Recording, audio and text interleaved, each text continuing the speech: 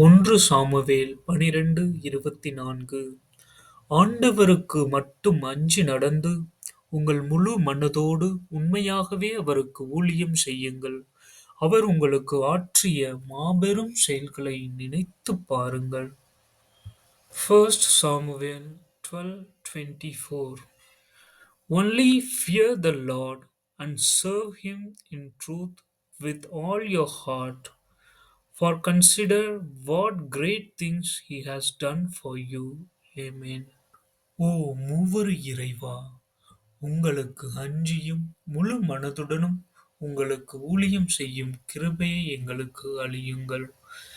நீங்கள் எங்கள் வாழ்வில் ஆற்றிய மாபெரும் செயல்களை எப்பொழுதும் நினைவில் கொண்டிருக்க உதவுங்கள். தீமையிலிருந்து விலகி நன்மையில் நிலைத்திருக்க உங்கள் வழியில் நடத்துங்கள். ஆமென்.